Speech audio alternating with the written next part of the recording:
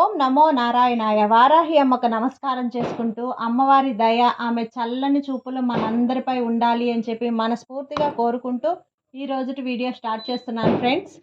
ఇక ఈరోజు వీడియోలో మనం చూడబోయేది ఏంటి అంటే, మనం ప్రతిరోజు వారాహి అమ్మవారిని ఎంతో ఇష్టంగా పూజిస్తూ ఉన్నాం కదండి. అలాగే అమ్మవారికి ఇష్టమైనటువంటి రోజులలో మనం చేసే పరిహారాలు, పూజలు, స్విచ్ వర్డ్స్, ఏంజల్స్ నెంబర్స్ ఇలాంటివన్నీ కూడా చాలా చాలా మంచి గొప్ప ఫలితాన్ని మనకు తెచ్చిపెడుతూ ఉన్నాయి. అలాగే ఈరోజు వినాయక చవితి.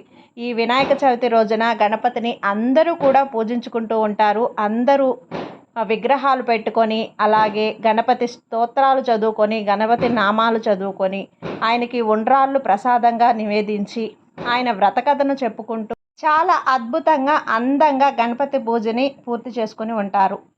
కాకపోతే కొంతమంది ఏంటి అంటే, తొలి పూజ గణపతికి చేస్తే చాలా మంచిది, మనకు ఎటువంటి విఘ్నాలు కూడా లేకుండా గణపతి మనకు అన్నీ తొలగిస్తారు అనే నమ్మకంతో గణపతిని ఎంతో ఆశగా పూజించుకోవాలి.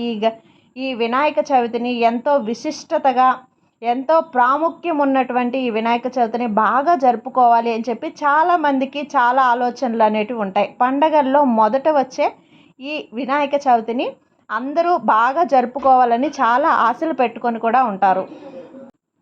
కానీ కొన్ని పరిస్థితుల ప్రభావం వల్ల ఈరోజు వినాయక చవితి జరుపుకోకుండా ఉన్నవారికి, అలాగే ఈ వాతావరణం కూడా సహకరించక చాలామంది ఇబ్బందులు పడుతున్నారు కదండి. అలాంటి వాళ్ళందరూ కూడా మేము జరుపుకోలేకపోయాం వినాయక చవితిని అని బాధపడాల్సిన అవసరమే లేదు. మీరు వినాయక చవితిని జరుపుకున్నంత పుణ్యం కలిగించేటువంటి, అంతటి మహిమ, అలాగే మీకు అనుకున్న పనులు సక్రమంగా నెరవేరాలి, మీరు అనుకున్న టైంకి మీరు అనుకున్న చోటుకి చేరాలి, మీరు అనుకున్నవన్నీ కూడా మీకు దక్కాలి అంటే మనం చెప్పుకోవాల్సిన ఒకే ఒక మంత్రం అండి. ఆ మంత్రాన్ని ఈరోజు రాత్రి మీరు నిద్రపోయేలోపు ఒక 11 సార్లు అనేది చెప్పుకొని పడుకోండి. తప్పకుండా మీరు వినాయక చవితి జరుపుకున్నంత పుణ్యం అనేది మీకు దక్కుతుంది. మీరు వ్రత కథలు చదవకపోయినా, వినాయకుడిని పూజించకపోయినా, వినాయక చవితి జరుపుకోలేకపోయినా కూడా అంతటి మహత్యం, అంతటి భాగ్యం అనేది కలుగుతుంది. ఆ ఒకే ఒక్క మంత్రాన్ని మీరు ఒక 11 సార్లు చెప్పుకోండి. మీకు వీలయ్యి ఇంకా మీకు చెప్పుకోవాలి అనుకుంటే కనుక ఒక 108 సార్లు అయినా చెప్పుకోవచ్చు. అంతవరకు 21 సార్లు కానీ, అలా మీ ఓపిక కొంది మీరు ఎంతో ఇష్టంగా వినాయకుడిని పూజించుకోవాలి అనుకున్న వాళ్ళందరూ కూడా 108 సార్లు వరకు కూడా 11 సార్లు నుంచి 108 సార్లు దాకా ఎన్నిసార్లు అయినా చెప్పుకొని పడుకోండి. తప్పకుండా మీకు వినాయకుడి అనుగ్రహం లభిస్తుంది. దానితో పాటు మీకు సకల శుభాలు లభిస్తాయి. అలాగే ఇక నుంచి మీరు ఏ పని చేయబోయే ముందైనా సరే, మనం వారాహి అమ్మవారిని ఏ విధంగా అయితే మనం పూజించామో, ఒక దగ్గరికి వెళ్ళాలన్నా నిద్ర లేచి మనం అరచేతులలో చూసి ఒక అమ్మవారి నామాన్ని చెప్పుకుంటూ ఉంటామో, మనం మామూలుగా తొలి పూజ అనేది వినాయకుడికి జరుపుతాం. ఏ పూజ చేసినా, ఏ పని చేసినా, ఏ కార్యం తలపెట్టినా కూడా. అలాగే కాశీలో వచ్చేసి వారాహి అమ్మవారిని తొలి పూజగా పూజిస్తారు. కాబట్టి వారాహి అమ్మవారు కూడా మనకు వినాయకుడు లాగానే తొలి పూజలు అందుకునేటువంటి మహిమగల దేవత.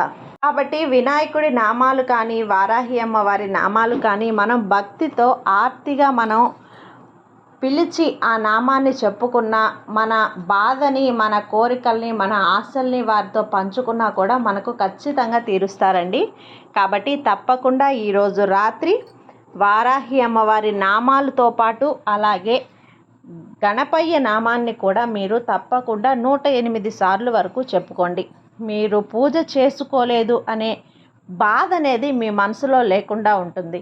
ఆ మంత్రం ఏంటి అనేది స్క్రీన్ మీద కూడా ఇస్తాను చూడండి ఫ్రెండ్స్. ఒక స్క్రీన్ షాట్ అయినా తీసుకోండి, లేదంటే మన నోటెడ్ అయిపోతుంది. చాలా సింపుల్ అయిన మంత్రం. ఈ మంత్రాన్ని చెప్పుకోండి. మంత్రం: ఓం గం గణపతయే నమః. ఓం గణపతయే నమః.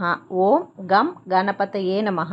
ఈ విధంగా మంత్రాన్ని మీరు నిద్రపోయే ముందు వరకు కూడా 108 సార్లు వరకు జపించండి. 11 సార్లైనా, 21 సార్లైనా మీ ఓపిక కొలది మీరు ఈ నామాన్ని జపించండి. ఈ నామాన్ని జపించే ముందు నాన్ వెజ్ తిని కానీ, పీరియడ్స్లో ఉండి కానీ అస్సలు జపించకండి. ఎందుకు అంటే మనం వినాయక చవితి రోజున వినాయకుడిని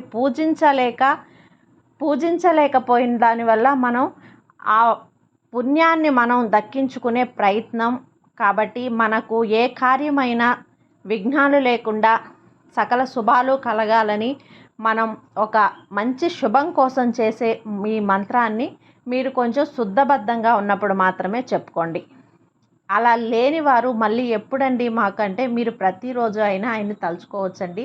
మీరు ఏ పని మొదలు పెట్టాలన్నా కూడా వారాహి అమ్మవారిని మనం ఏ విధంగా అయితే మనం అనుకుంటూ ఆమె తలుచుకుంటూ పూజ అనేది పని అనేది ఆ రోజు అనేది మనం స్టార్ట్ చేస్తామో అదేవిధంగా ఈ మంత్రాన్ని మనం ప్రతిరోజు కూడా చెప్పుకోవచ్చు.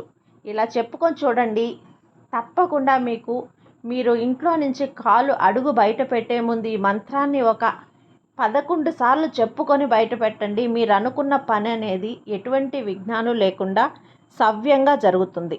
కాబట్టి తప్పకుండా మీరు నిద్రపోయే లోపు ఈ మంత్రాన్ని 108 సార్లు వరకు కూడా జపించండి. అంత టైం లేదండి అనుకున్న వాళ్ళు 11 సార్లు 21 సార్లు అయినా జపించి చూడండి ఫ్రెండ్స్, మీకు అంతా మంచిగా జరుగుతుంది. అది ఫ్రెండ్స్ ఈరోజుటి వీడియో. ఈ వీడియో కనుక మీకు నచ్చినట్లయితే లైక్ చేసి సబ్స్క్రైబ్ చేయండి. మరికొంతమంది భక్తులకు షేర్ చేయండి. సర్వే జన సుఖినో భవంతు.